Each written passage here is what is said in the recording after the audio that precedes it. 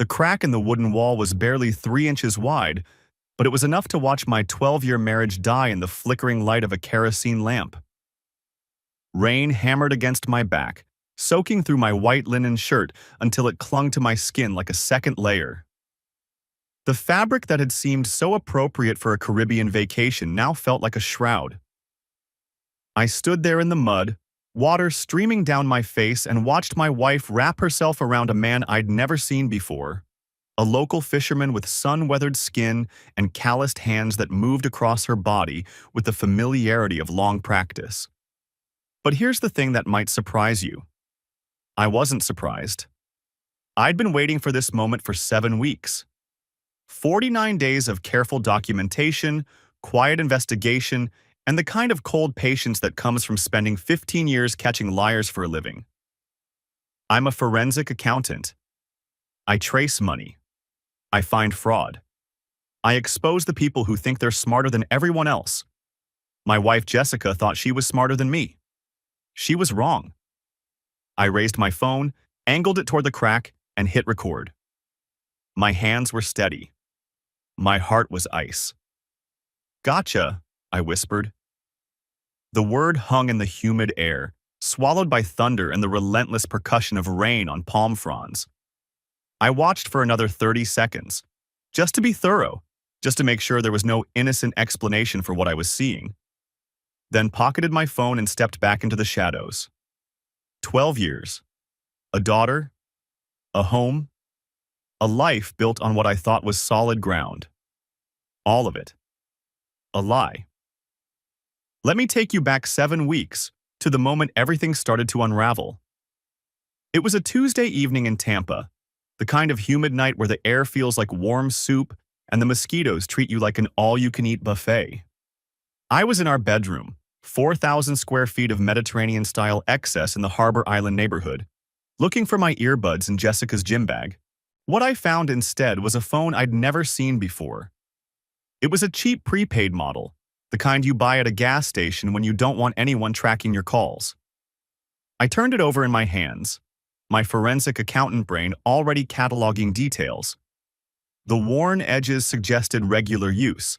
The smudge pattern on the screen indicated a 4-digit PIN entered frequently, and the fact that my wife of 12 years had hidden it in a side pocket of her gym bag told me everything I needed to know. My first instinct was to confront her immediately. Storm into whatever room she was in, wave the phone in her face, demand answers. That's what most people would do. That's what a normal husband would do. But I'm not normal. I catch liars for a living. And I know that the moment you tip your hand, the game is over. The guilty party destroys evidence, constructs alibis, gets their story straight. By the time you actually get to the truth, it's been sanitized beyond recognition. So instead, I memorized the phone's IMEI number, placed it back exactly where I'd found it, and walked out of the bedroom like nothing had happened. Jessica was in the kitchen, making herself a protein shake. "Find your earbuds?" she asked without looking up. "Yeah, they were in my laptop bag." My voice didn't waver. "Going for a run?" "In this heat?" "Training for that 5K next month, remember?" She made a non-committal sound. Her attention was already elsewhere, probably counting the minutes until she could check that hidden phone again.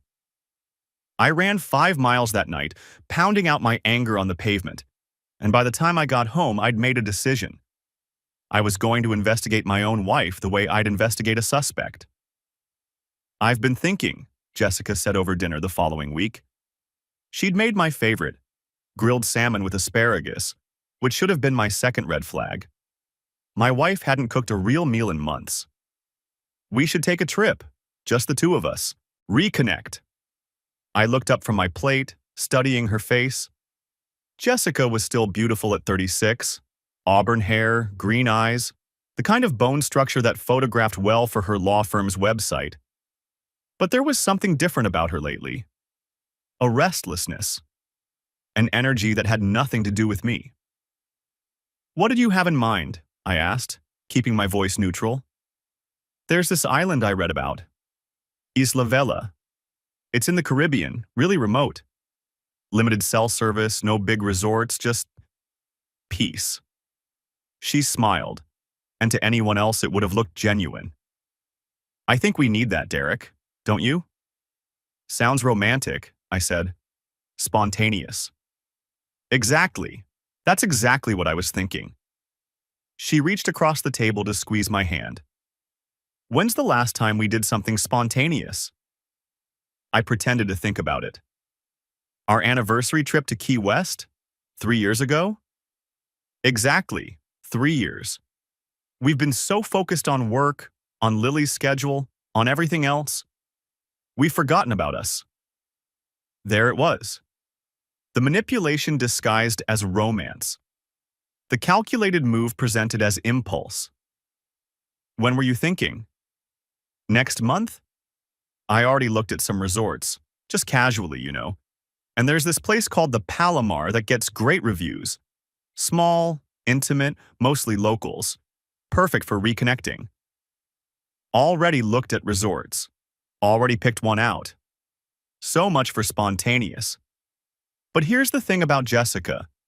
She'd never been spontaneous a day in her life. She was a real estate attorney who scheduled her bathroom breaks.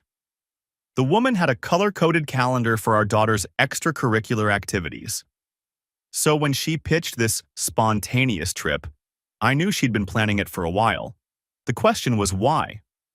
I found out 3 days later, after running the burner phone's IME through some databases I had access to through work. The phone had been purchased with a prepaid card at a convenience store in Miami 3 months earlier. I pulled traffic camera footage from that day and watched my wife walk out of the store, tucking the phone into her purse. My hands were shaking when I closed that video file. Not from sadness. From the cold clarity of confirmation. Then I installed a GPS tracker on her car. It's legal in Florida for marital vehicles. I checked 3 times and started documenting her movements. Every Thursday, Jessica told me she had client meetings in Miami. Every Thursday, her car went to the same address. A marina on the Miami River. I drove down there myself one Saturday, told her I was golfing with colleagues. The marina was small, mostly commercial fishing boats and a few pleasure craft. I walked the docks until I found what I was looking for. A weathered blue trawler named La Esperanza, registered to a man named Rafael Vega. I took photos. I ran his name. Rafael Vega, 42, commercial fisherman, originally from the Dominican Republic, now splitting his time between Miami and, wouldn't you know it, a small island called Isla Vela. My wife hadn't found a random vacation spot. She'd been planning a reunion with her lover. Dad? I looked up from my laptop. Lily stood in the doorway of my home office, her 11-year-old face pinched with worry. She had my eyes but her mother's hair, and lately she'd been watching both of us like we were bombs that might detonate. Hey, sweetheart. What's up? Is everything okay with you and Mom? I closed my laptop, gave her my full attention. Why do you ask? Lily shrugged, but her eyes were too old for her face. She's always on her phone, and you're always in here, and at dinner nobody talks anymore. I pulled her into a hug, breathed in the strawberry scent of her shampoo. Sometimes grown-ups have complicated stuff going on, I said carefully. But you know what's not complicated? How much I love you. That's never going to change, no matter what. Promise? Promise. She nodded against my chest, and I held her a little tighter, already calculating how to protect her from what was coming. The next step was following the money. Jessica and I had always maintained separate accounts alongside our joint finances. Her idea, actually, back when we were newlyweds, and she was fresh out of law school with ideas about independence. At the time, I'd found it charming. Now I was grateful for the paper trail. I spent 3 nights going through 18 months of bank statements, credit card receipts, and financial records. Jessica was careful. I'll give her that. The amounts were never large enough to trigger automatic alerts. 500 here, 800 there, always with plausible explanations like spa day or continuing education fees. But I'm a forensic accountant. Finding hidden money is literally what I do. Total transfers to an account I'd never known existed. $47,000. I sat back in my chair and let that number sink in. $47,000 my wife had stolen from our family over a year and a half. Enough for a down payment on a property. Enough to build a new life. Enough to prove intent. I pulled out our prenuptial agreement. Jessica had helped draft it, which now seemed like cosmic irony, and reread the infidelity clause. In the event of proven adultery, the wronged party was entitled to 70% of marital assets, and the unfaithful spouse forfeited any claim to spousal support. Jessica had written her own financial death sentence. You want me to be honest with you? Brian Hartwell leaned back in his chair, his divorce attorney's office overlooking Clearwater Beach like a monument to other people's broken marriages. We'd been roommates at UF, back when neither of us knew what the future held. Now he was one of the best family lawyers in the Tampa Bay area. That's why I'm here. Florida's a no-fault state. Adultery doesn't automatically affect divorce proceedings. Judges don't care who slept with who. But with the prenup, you'll destroy her financially. Brian's eyes were serious. If you can prove it. That's the key, Derek. Not suspicion, not probability. Proof. I'm working on it. How much do you have? I handed him a folder. He flipped through it, his eyebrows climbing higher with each page. GPS records, bank statements, the IMEI trace on the burner phone, a photo of Rafael Vega's boat. This is thorough, he said slowly. It's what I do. But it's circumstantial. Any half-decent attorney could argue the GPS tracker was calibrated wrong. The bank transfers were for legitimate expenses you weren't aware of. The phone could belong to anyone. I need more. You need definitive proof of the affair. Photos, video, witness testimony, something that removes all doubt. He closed the folder, set it on his desk. You're my friend, Derek, so I'm going to be straight with you. Most guys in your position, they confront their wives, make a scene, and end up splitting everything 50-50 because they can't prove anything. Don't be that guy. I'm not planning to be. What are you planning? She wants to take a trip to an island where her boyfriend lives. Brian's face went carefully blank. That's convenient. Isn't it? Derek. He leaned forward, his attorney persona slipping for a moment into genuine concern. What exactly are you planning? I'm planning to go on vacation with my wife, and I'm planning to come back with everything I need. He studied me for a long moment. Be careful. These situations can escalate in ways you don't expect. If this guy feels cornered, I know. Do you? Because I've seen domestic situations turn violent. I know, Brian. I met his eyes. That's why I'm being careful. That's why I'm doing this the right way. He nodded slowly. Okay, keep me posted. And Derek? Yeah? Don't do anything that gives her ammunition. No matter how angry you get, no matter what you see, stay in control. The second you lose your temper, you lose the case. Understood. The week before our trip, I cracked Jessica's burner phone. It wasn't as hard as you might think.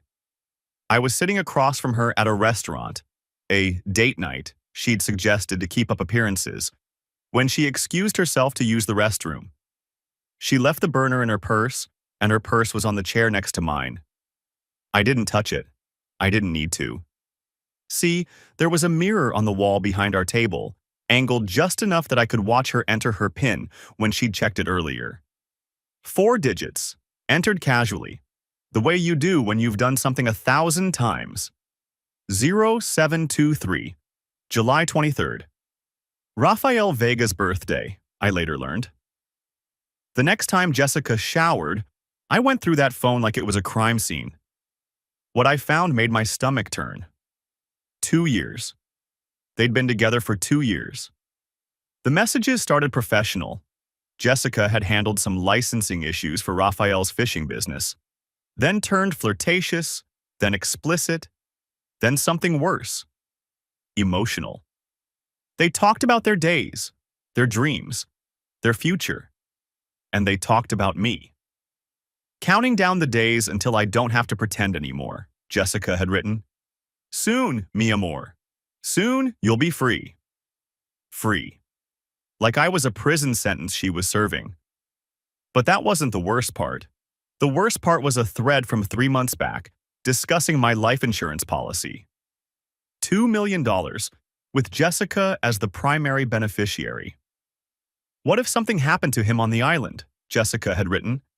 The currents there are dangerous. People disappear all the time. Raphael's response was a string of laughing emojis and, "You're terrible, mi amor." Just dark humor between lovers. Probably. But probably isn't good enough when your wife is joking about your death with her boyfriend. So I made some changes. I visited an estate attorney without telling Jessica and rewrote my will. If anything happened to me, everything went into a trust for Lily, managed by my brother Tyler. Jessica got nothing. Then I called my insurance company and had a quiet conversation with their fraud division.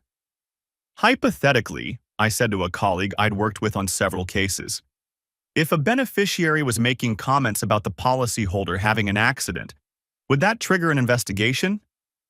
Hypothetically? She laughed without humor. That would trigger an investigation, a suspicious death review, and probably an FBI referral. Why do you ask? Just curious. I wasn't just curious. I was building redundancies. If something happened to me on that island, I wanted Jessica to spend the rest of her life explaining those text messages to investigators. 3 days before we left for Isla Vela, I found the real estate documents. Jessica was at a conference. I knew from her GPS that she was actually at the Miami Marina again, so I took the opportunity to search her home office. Behind a row of law textbooks that I'm pretty sure she'd never actually read, I found a folder labeled Villa Properties.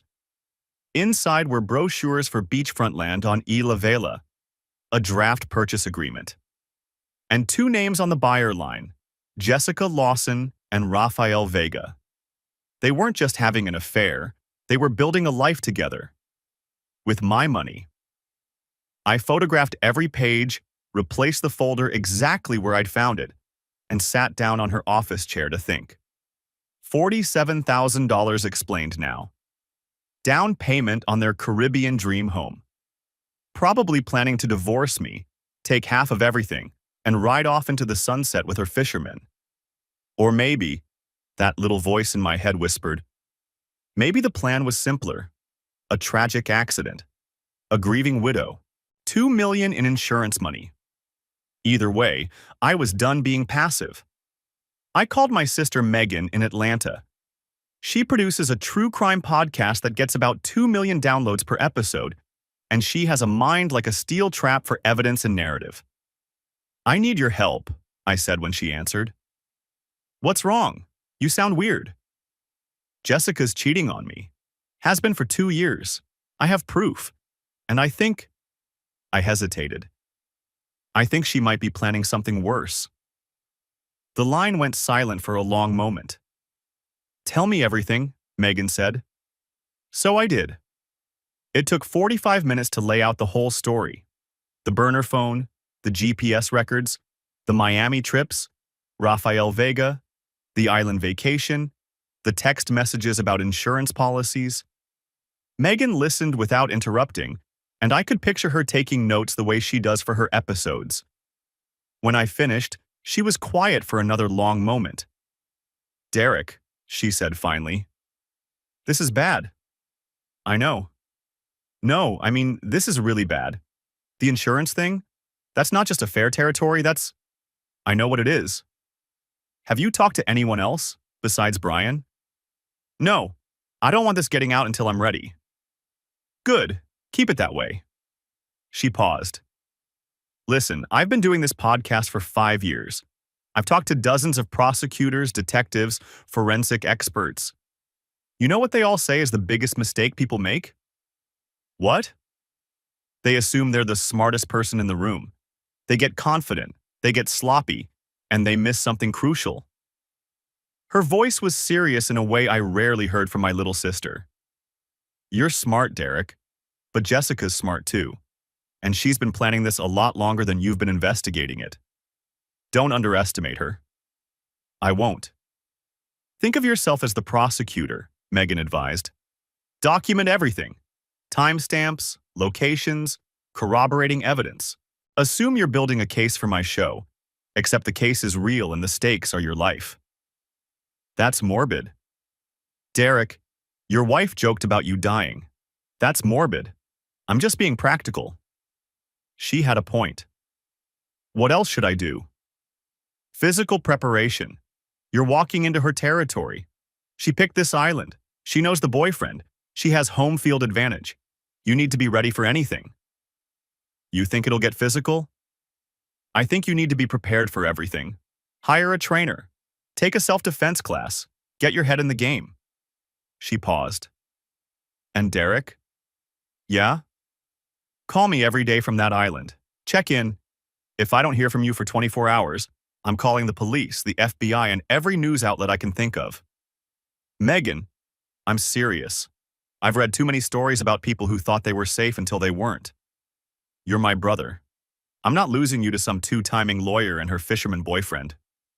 Something tight in my chest loosened a little. Okay, I'll check in. Promise me. I promise. Think of yourself as the prosecutor, Megan advised after I'd laid out the whole story. Document everything. Timestamps, locations, corroborating evidence.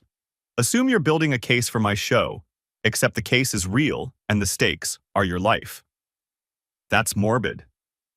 Derek, your wife joked about you dying. That's morbid. I'm just being practical. She had a point. What else should I do? Physical preparation. You're walking into her territory. She picked this island. She knows the boyfriend. She has home field advantage. You need to be ready for anything.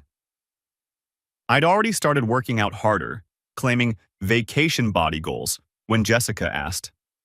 Now I signed up for a self-defense refresher course, team building at work, I told her, and spent my lunch breaks learning how to handle myself if things went sideways.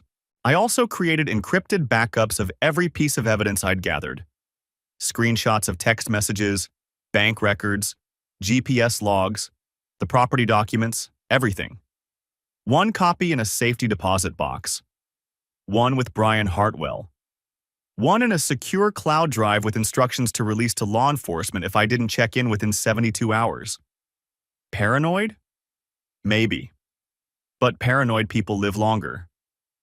The flight to Isla Vela was surreal.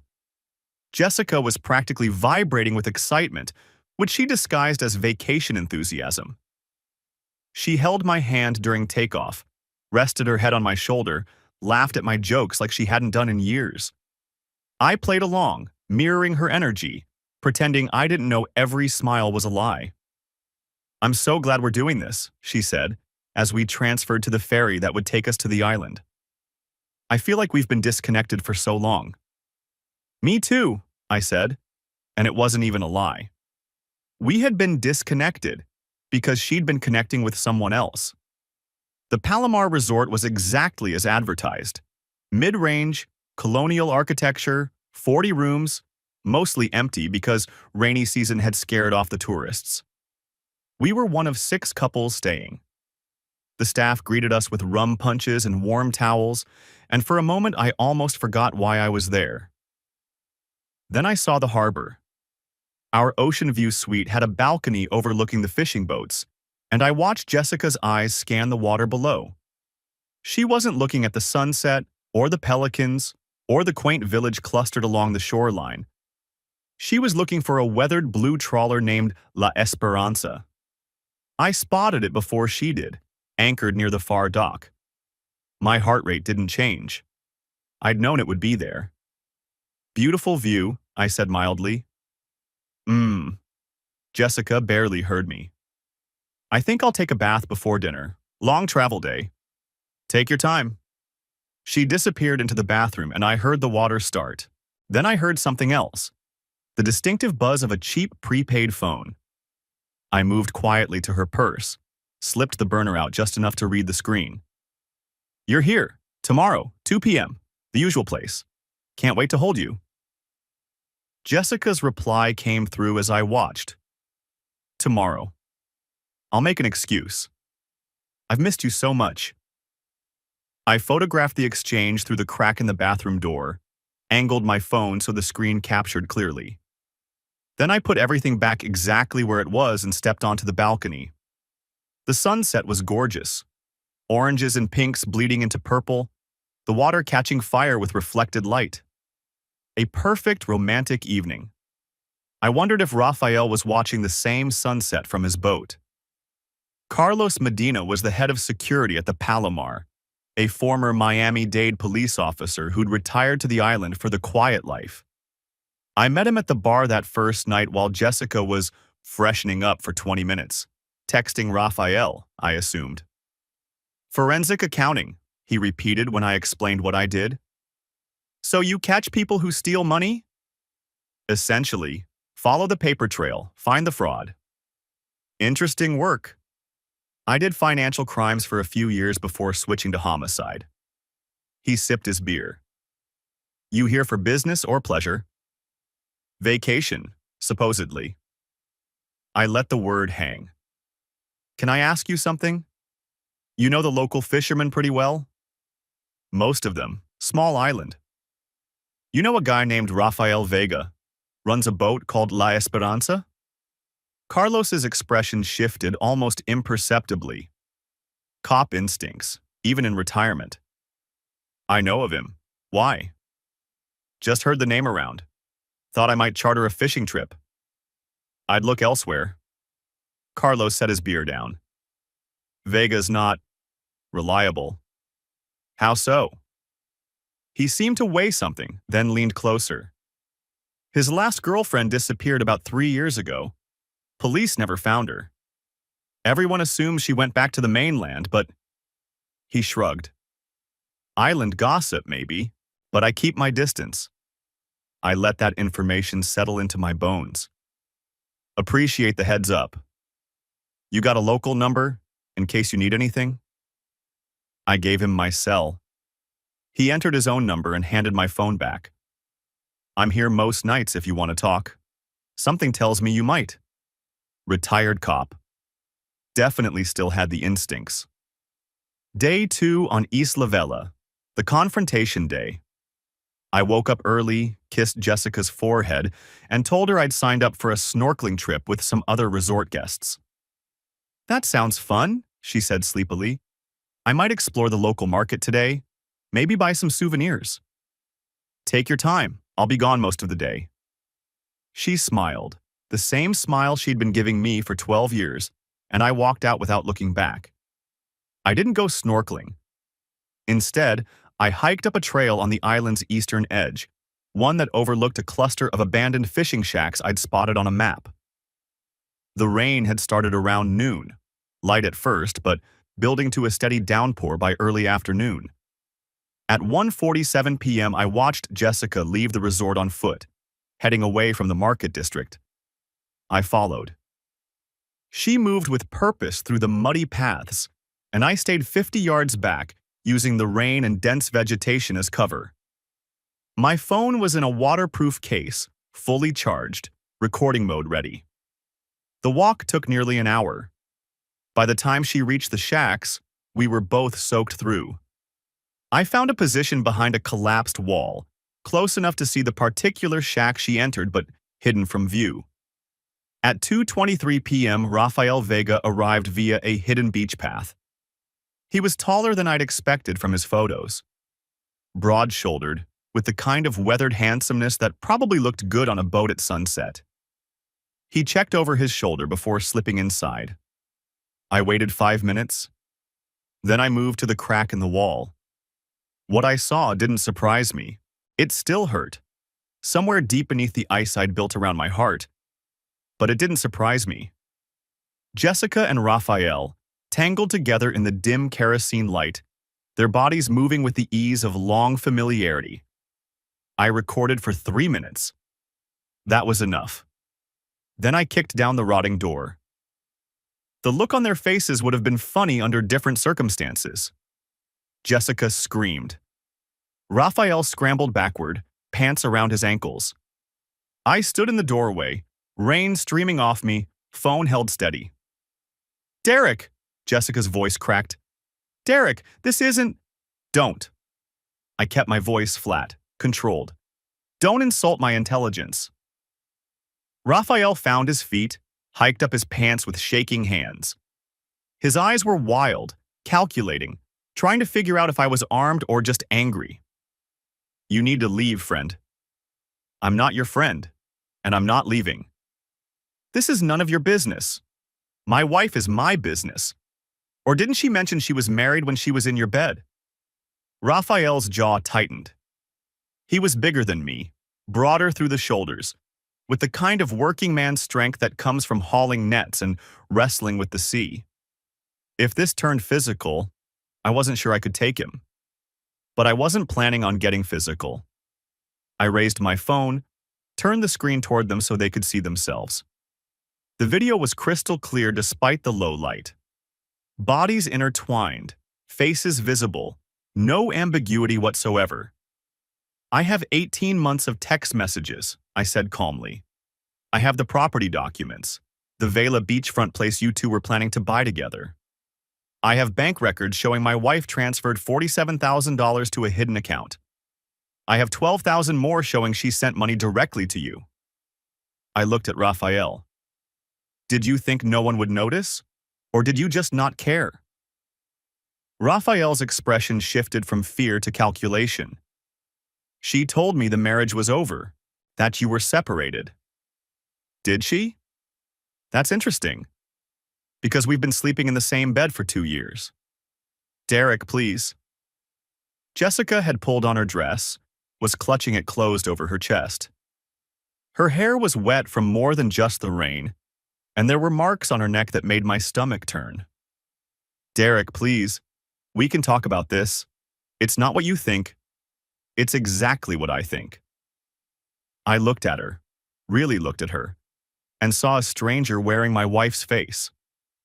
"You've been planning this for 2 years. The hidden accounts, the property deal, the insurance policy discussions." Jessica's face went pale. "What insurance policy discussions? What if something happened to him on the island? The currents there are dangerous." I watched her flinch. "Sound familiar?" "That was a joke. Funny joke." I turned back to Raphael. "Here's what's going to happen next. I'm going to call the resort. Then I'm going to call the local police. Then I'm going to walk out of here and fly home tomorrow. Alone. And when I get there, I'm going to file for divorce and enforce the prenuptial agreement that my wife helped write." I smiled, and it wasn't a pleasant expression. The one that says adultery triggers a 70-30 split in favor of the wronged party. Raphael's eyes narrowed. "You're not going anywhere with that phone." "Raphael, don't—" Jessica started. But he was already moving. That's when Raphael lunged. I'd been expecting it. Hadn't even realized I'd been expecting it until his shoulder was driving toward my midsection, trying to tackle me and grab the phone. But I'd spent 3 weeks learning how to handle exactly this kind of situation. I sidestepped, redirected his momentum, watched as he crashed into the shack's support beam with a sound like a bag of wet cement hitting concrete. The roof groaned, shifted, and then a section collapsed, pinning Raphael's leg under debris.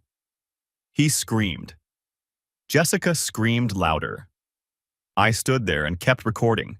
"I'd stay still if I were you," I said to Raphael. "Moving might shift more weight onto that leg." "You did this!" Jessica was crying now, mascara running. "You attacked him!" The video shows differently. He lunged at me. I stepped aside. The building did the rest. I pulled out a second phone, a prepaid I'd bought specifically for this trip, and dialed the resort. "This is Derek Lawson in room 204. There's been an accident at the old fishing shacks on the Eastern Trail. 1 person injured. We need medical assistance. I gave directions, ended the call, and turned back to my wife. Your attorney can contact mine, I said. His name is Brian Hartwell. I'll leave his card at the front desk. Derek, please. We're done talking, Jessica. We've been done for 2 years. You just didn't know I knew. I walked out into the rain and waited for help to arrive. The local police were more interested in Raphael's broken ankle than in our domestic situation. I showed them the video, all of it, from Jessica entering the shack to Raphael lunging at me, and their expressions went from skeptical to bored. Looks like he fell, the senior officer said. You didn't touch him? Not once, as you can see. Marital dispute? Divorce pending. I'm an American citizen, so is my wife. We'll be handling legal matters stateside. He nodded, made some notes, and that was that. Raphael was taken to the island's small clinic. Jessica was escorted back to the resort. I walked into the Palomar's lobby, dripping on the tile floor, and found Elena Reyes, the manager, waiting for me. Mr. Lawson. Her face was a masterclass in professional mortification. I am so sorry. We had no idea. Not your fault. Please allow me to offer a full refund and an upgrade to the presidential suite for your remaining days. I'll take the refund, but I won't be needing the suite. I glanced toward the staircase. I'll be leaving tomorrow, alone. My wife will be leaving tonight. Elena's eyebrows rose, but she didn't argue. I'll have her bags brought to the lobby. 1 hour should be enough time. Jessica was in our room when I arrived, sitting on the bed with her wet dress still clinging to her. She looked up when I walked in, and for a moment I saw the woman I'd married, the woman I'd loved, the woman who'd given me Lily. Then she opened her mouth and the illusion shattered. Derek, you have to listen to me. It's not as simple as you think. Raphael and we have a connection. Save it for your attorney. It just happened. I didn't plan for any of this. He was a client, and we started talking, and one thing led to another. For 2 years. One thing led to another for 2 years. I walked to the closet, pulled out her suitcase. Pack. You can't just throw away 12 years of marriage. I turned to face her, and whatever she saw in my expression made her take a step back. I'm not throwing it away. You did. 2 years ago, when you decided our vows meant nothing. We can work through this. Couples survive affairs all the time. We have a daughter. Don't. My voice went hard. Don't you dare use Lily as a bargaining chip. You've missed half her school events in the past year. You've been distracted at every dinner. You left her with the nanny while you went to Miami to be with him. I pulled out my phone, scrolled to the text messages. You want to explain this one? Counting down the days until I don't have to pretend anymore. Jessica's face went pale. Or how about this one? I scrolled further. What if something happened to him on the island? The currents there are dangerous. That was a joke? Funny joke. Here's another one. I changed my will 3 weeks ago. If anything happens to me, you get nothing. Everything goes to Lily in a trust managed by my brother. And I've already filed copies of these messages with my insurance company's fraud division. I smiled without warmth. So if you were planning something more permanent than divorce, you might want to reconsider. For the first time, I saw real fear in her eyes. Not fear of losing me. That ship had sailed. Fear of consequences. Fear of what I could do to her. I would never. Derek, you have to believe me. I would never. I don't have to believe anything you say ever again. That's the whole point. What am I supposed to do? Pack your things. You have 1 hour. There's a ferry at 7. Where am I supposed to go? I don't care. Miami, Tampa, your parents' house, Raphael's boat. I threw the suitcase onto the bed. Anywhere but here. Derek, please. 58 minutes. She stared at me like she was seeing me for the first time. You're not the man I married. No, I agreed. I'm the man you made me. Now pack. I watched her ferry disappear into the storm-churned sea from my balcony. The rain had stopped, leaving the air thick and humid. I sipped a rum punch I didn't taste and felt absolutely nothing. That's when Carlos appeared beside me. "Heard about the excitement," he said. "You okay?" "Better than I've been in 2 years." He nodded, leaned against the railing. "I made some calls. Old contacts on the mainland. Your friend Rafael Vega has outstanding warrants. Tax evasion. Failure to appear in court. Thought you might want to know." I turned to look at him. "That's interesting. Isn't it? U.S. Customs and Border Protection would probably be interested too, if someone were to make an anonymous tip." I pulled out my phone. "I might know someone." Carlos smiled for the first time since I'd met him. "Have a good trip home, Mr. Lawson. Call me Derek." "Derek," he shook my hand. "Good luck." I spent my last day on Isla Vela, walking the island, recording voice memos with dates and times and evidence summaries. I visited the local police station and obtained a written incident report. I sat on the beach and let the Caribbean sun bake the tension out of my shoulders. And I called Lily. "Daddy!" Her voice was pure sunshine through the phone. "Are you having fun? Is Mommy there? Can I talk to her?" I closed my eyes. "Mommy had to come home early, sweetheart. Work emergency. But I'll be back tomorrow, okay?" "Okay, I miss you." "I miss you too, baby girl. More than you know." I stayed on the beach until sunset, then walked back to the resort and slept better than I had in years. Tampa felt different when I landed. Not the humidity or the traffic or the palm trees, those were all the same. But I was different. 12 years of marriage stripped away in 48 hours, and somehow I felt lighter for it. Brian met me at the airport. "How bad?" he asked as we walked to his car. "I've got everything. Video, messages, financial records, the property documents. She can't spin this." "What about the boyfriend?" "Broken ankle and probably an arrest warrant waiting when he gets back to Miami." I smiled. "Anonymous tip to CBP," Brian laughed. "Remind me never to make you angry." Too late for Jessica to learn that lesson. The locks on our house had been changed while I was gone. Brian's paralegal handled it. And a laminated note on the door directed Jessica to contact my attorney for access to retrieve her belongings. She showed up 2 hours after I got home, mascara-streaked and furious. "You locked me out of my own house." I watched her from the living room window. "The locks will be open during scheduled times for you to retrieve personal items. Brian's office will coordinate." "This is insane. You can't just—" "I can, and I have." I let the curtain fall. "Your attorney can contact mine." She pounded on the door for another 10 minutes before giving up.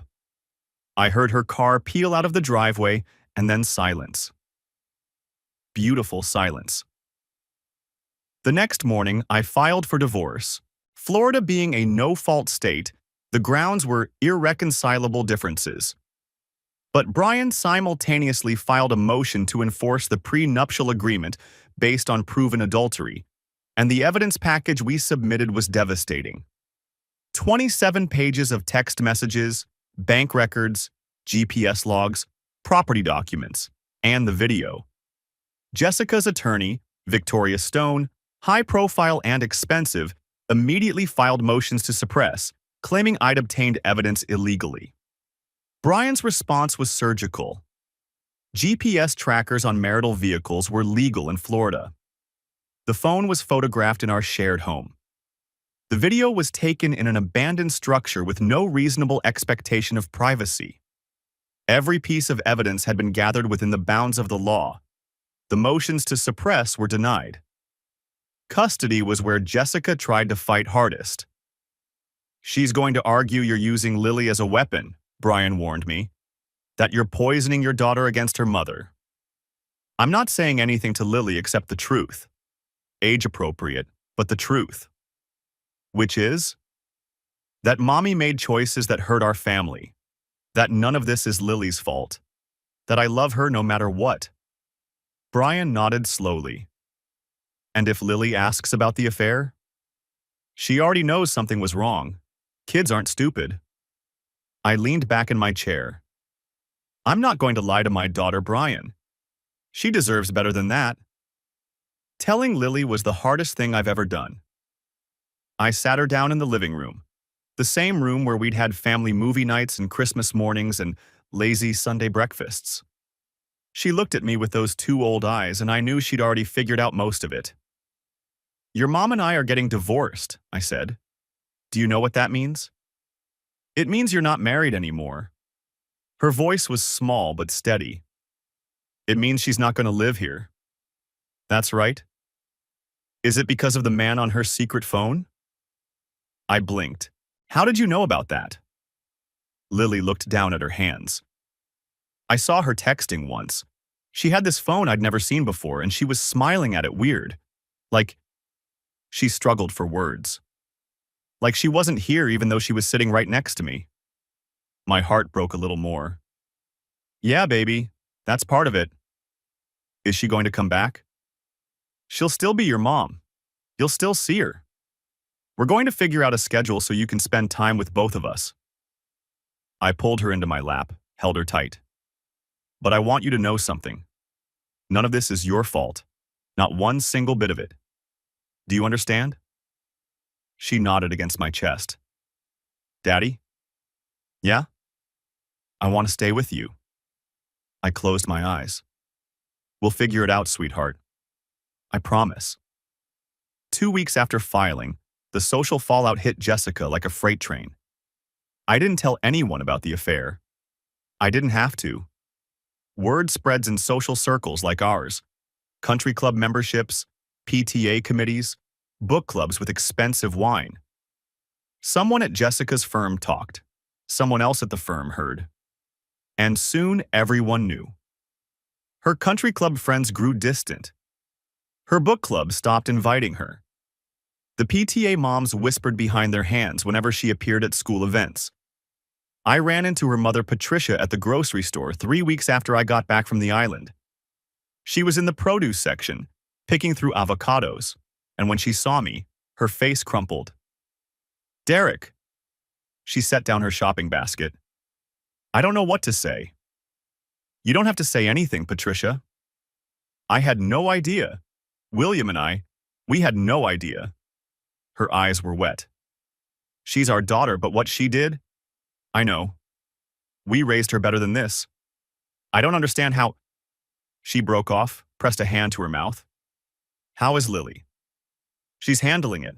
She's strong. Can we still see her? Please, Derek, she's our granddaughter. Of course. This isn't about punishing anyone. It's just about the truth. Patricia nodded, wiped her eyes. William wants to call you. He's so angry. At Jessica. He doesn't know what to say.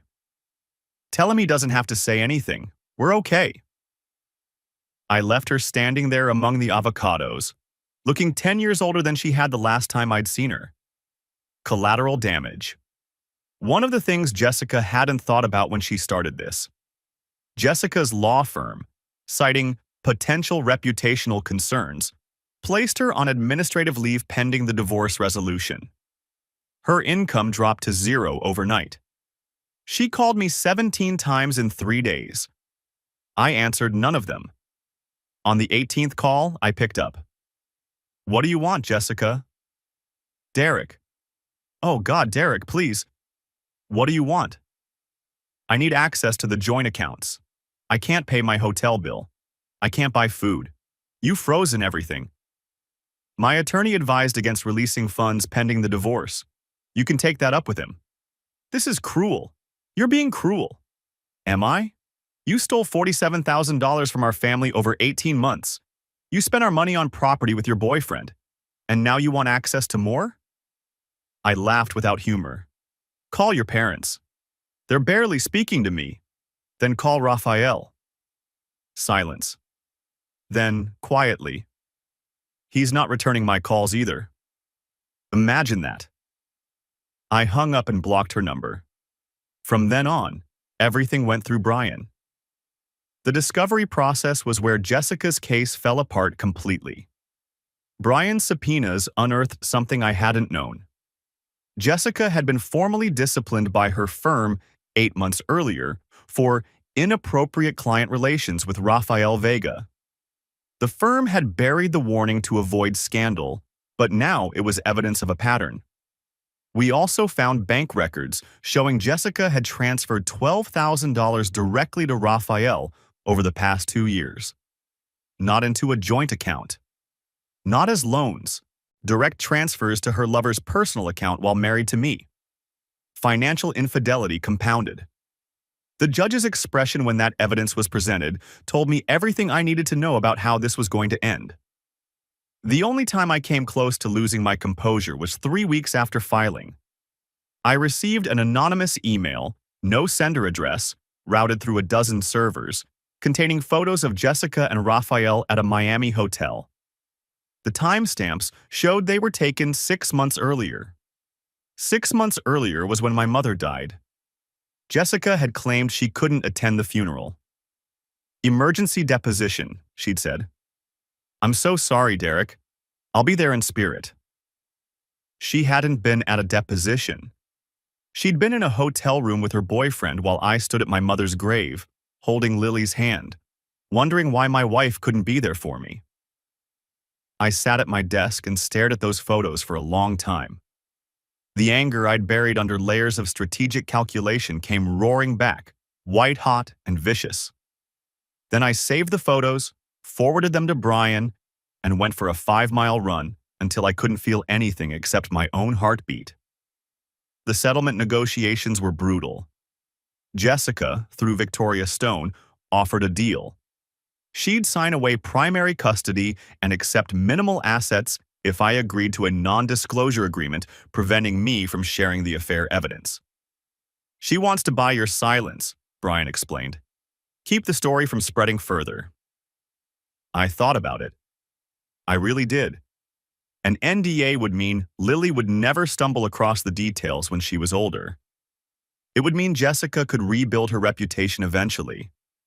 It would mean this whole nightmare could stay private. "What's your advice?" I asked. "Legally, the NDA would be enforceable. You'd get everything you want in exchange for keeping quiet." "And personally?" Brian leaned back. "Personally, I've seen a lot of divorces, and the ones where people buy their way out of consequences, they don't really end. The wronged party spends years feeling like something was taken from them, like justice never happened. You think I need justice? I think you need to look in the mirror 10 years from now and know you did the right thing, whatever that means to you." I thought about Jessica's face at the shack, about the text messages, about my mother's funeral, which she'd skipped to be with her lover. "No," I said. "No NDA." "You're sure?" "She doesn't get to buy silence. She gets consequences." The final settlement hearing was almost anticlimactic. The courtroom was smaller than I'd expected. Wood-paneled walls, fluorescent lighting, the kind of institutional space that made life-altering decisions feel bureaucratic. Jessica sat at the opposite table, Victoria Stone at her side, looking thinner than I remembered. Hollow. The judge reviewed the prenuptial agreement and deemed it enforceable. The adultery clause was triggered. Jessica's share of marital assets dropped to 30%. "Your Honor," Victoria Stone tried one last time, "my client maintains that the evidence was obtained through—" "We've addressed this, counselor, multiple times. The motions to suppress were denied. The evidence stands." I was awarded the family home. Jessica had 60 days to retrieve belongings under supervision. Primary custody went to me after a guardian ad litem interviewed Lily and recommended stability with her father. Jessica got every other weekend and Wednesday evenings. The insurance policy messages were entered into evidence as a concerning pattern, though Jessica's attorney argued they were dark humor between adults. The judge didn't look convinced. The court ordered her to repay the $47,000 she'd siphoned into her hidden account. Combined with the prenup penalties, she walked away from 12 years of marriage with almost nothing. I watched her leave the courtroom, Victoria Stone's hand on her arm. She glanced back once, just once, and our eyes met. I looked for something in her face. Remorse. Anger. Anything. But there was nothing there. Just emptiness. She'd gambled everything on a fisherman and a Caribbean dream, and she'd lost. I should have felt triumphant, vindicated. Something. Instead, I felt nothing at all. That's how I knew it was over. 6 months later, my life looked completely different. The house had been redecorated. Lily picked the colors, a mixture of soft blues and greens that made the place feel like somewhere new, and felt like home for the first time in years. I'd taken up sailing, bought a 32-foot boat I named Second Wind, and spent every Sunday on the water with my daughter. Work was good. Colleagues had heard rumors about my divorce but didn't pry. I handled cases with the same methodical patience I always had, and if I was a little more skeptical of people's stated intentions now, well, that probably made me better at my job. And there was Emma. Emma Brooks was a data analyst in our IT department. 35, divorced herself, no drama, and a laugh that made something warm unfold in my chest. We'd started with coffee in the break room, awkward small talk about spreadsheets and weather, then lunch at the sandwich place across the street. Then dinner at a quiet restaurant where she told me about her own marriage falling apart. No affair, just two people who'd grown in different directions. "You're different than I expected," she said one night, sitting across from me at a corner table in South Tampa. The candle between us cast soft shadows across her face. "Everyone at work says you're cold, calculating." "I can be. But you're not. Not really." She tilted her head, studying me with those perceptive brown eyes. "You're careful. There's a difference. I've learned to be careful." "Because of your ex?" "Because of a lot of things." I reached across the table, took her hand. Her fingers were warm, and they curled around mine without hesitation. "But I'm trying to be less careful with you," she smiled. "I can work with that. Just, I need you to know something. I'm not good at this anymore. Opening up, trusting. I thought I knew someone for 12 years and I was wrong. So if I'm slow or guarded or... Derek." She squeezed my hand. "I'm not asking for guarantees. I'm asking for honesty. Can you give me that?" I looked at her face, open and honest. No hidden agendas, no secret phones, no elaborate lies. A woman who asked for what she wanted and didn't play games. "Yeah," I said. "I can give you that." Jessica's life, by contrast, had contracted into something small and bitter. Her law license was suspended for 6 months after her firm's disciplinary report became part of the bar's review. She'd taken a job as a paralegal at a small firm in Ocala, making a quarter of what she used to earn. Her parents helped with rent, but I heard through mutual friends that the relationship was strained. Rafael Vega had been arrested by CBP agents when he docked in Miami 6 weeks after the island incident. His outstanding warrants, combined with new tax evasion charges, earned him 18 months in federal prison. Jessica never visited him.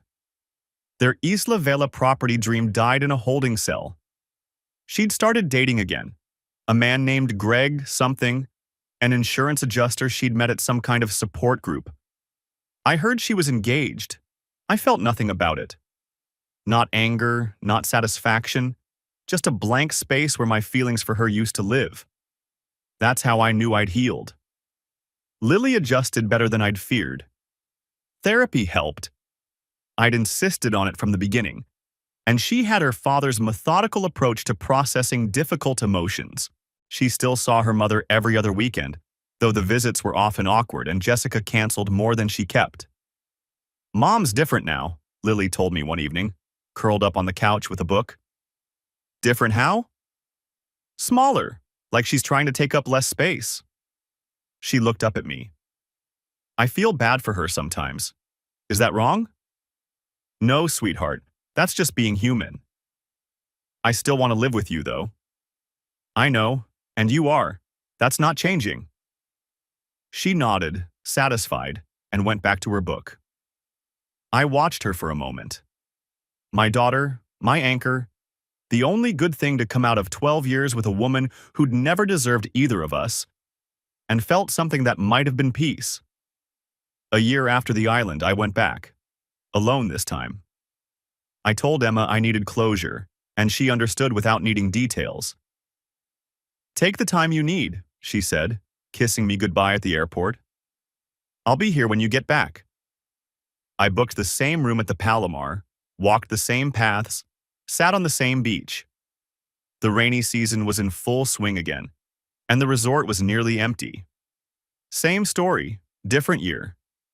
Elena Reyes was still the manager. She recognized me immediately. Mr. Lawson. Her smile was cautious. It's good to see you again. Good to be back. She hesitated. Will anyone else be joining you? No, just me this time. She nodded, understanding more than I'd said. Your usual room is available if you'd like. I would, thank you. On my second day, I hiked out to the shacks. They were gone, collapsed completely from storm damage, just a pile of rotting timber and rusted nails. The kerosene lamp I'd seen through the crack was nowhere to be found. Vegetation had already started reclaiming the clearing, green vines snaking through the debris. I stood where the door used to be, rain starting to fall, and let myself feel everything I'd suppressed for 12 months. The anger, the betrayal, the grief for a marriage I'd thought was real. The fear of that moment when I'd read those messages about insurance policies and accidents. The cold determination that had carried me through 7 weeks of investigation and 6 months of legal warfare. All of it, pouring out of me like the rain pouring from the sky. I stood there for 20 minutes, getting soaked to the bone, and when I finally turned away, I left something behind in that clearing. I'm not sure what to call it. The version of myself that had been wounded. The part that had learned to transform pain into strategy. Then I walked back to the resort, ordered a rum cocktail at the bar, and watched the sunset. Carlos found me there. Thought you might come back, he said, sliding onto the stool next to mine. He looked older than I remembered. A year had added some gray to his temples, but his eyes were still sharp, still cop eyes. Had to see it one more time. And? Did you find what you were looking for? I considered the question. I found peace, I think, or something close to it. That's more than most people get. He ordered his own drink, the same cheap beer I remembered from last year. What happens now? Now I go home, I sail my boat, I raise my daughter. I marry a woman who doesn't lie to me. I smiled for the first time all trip. Now I live. Good for you. He raised his beer. Here's to living. We clinked glasses and drank in companionable silence, watching the sun sink below the horizon. You know, Carlos said after a while, I've been doing this job, police, security, whatever you want to call it, for 30 years. And the one thing I've learned is that most people never get justice, not real justice. They get settlements and compromises and irreconcilable differences. They get divorce papers that don't mention what really happened. Is that supposed to make me feel better? It's supposed to put things in perspective. What you did, building that case, gathering that evidence, protecting yourself and your daughter, that was smart. That was right. Most people just react. They scream. They break things. They make decisions they can't take back. He looked at me. You didn't. I wanted to. There were moments. But you didn't. That's what matters. I finished my drink, set the glass down. Thanks for your help last year. I never properly thanked you. You thanked me by surviving. He smiled. Go home, Derek. Go live your life. That's the only thanks I need. The lawsuit notice arrived in a manila envelope that shouldn't have bothered me, but did. 6 months after that, Rafael Vega's attorney sent me a letter. The prison had released him early for good behavior, and now he was suing me for intentional infliction of emotional distress and assault related to the shack incident. The letter demanded $50,000 or threatened a civil trial. I showed it to Brian, who laughed so hard he nearly choked on his coffee. "This is frivolous," he said, wiping his eyes. "The video evidence alone tanks his case. He lunged first. You never touched him. So we fight it? We file for dismissal.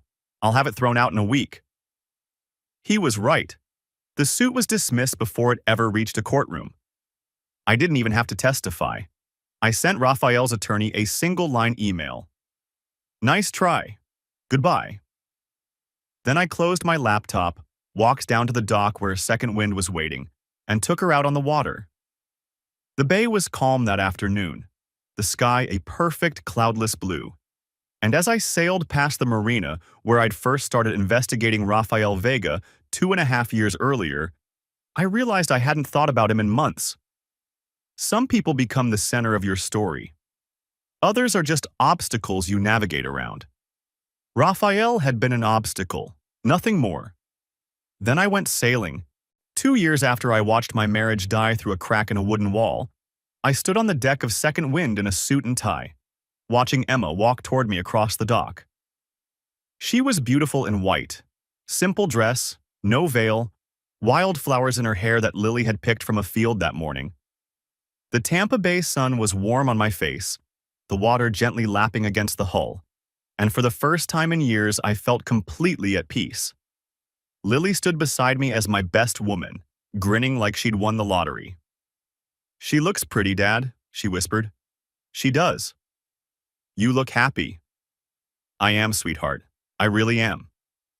A handful of friends and family sat in folding chairs on the pier.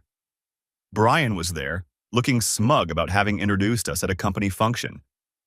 Megan was filming on her phone, probably already planning how to work this into a podcast episode.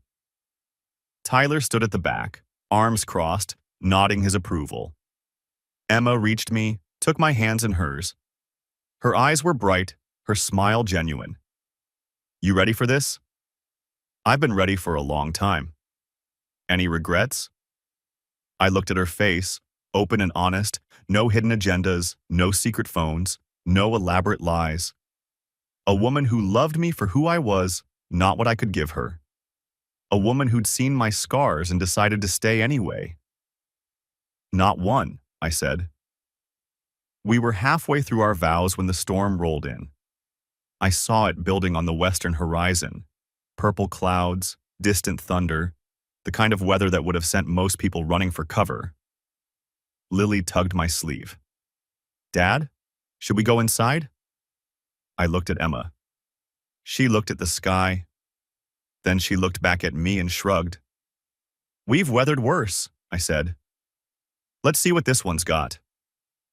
The officiant sped through the rest of the ceremony, and we were pronounced married just as the first fat raindrops started to fall. Everyone scrambled for the boat's cabin, laughing and soaked within seconds. I stood on deck a moment longer, letting the rain wash over me, watching the storm break across Tampa Bay. "Derek," Emma called from the cabin. "Get in here, you lunatic." I smiled, turned toward her voice, and went inside. The storm passed 20 minutes later. By the time we motored into the harbor, the sky was clearing, streaked with gold and pink from the setting sun. It always clears eventually. You just have to be willing to weather it first.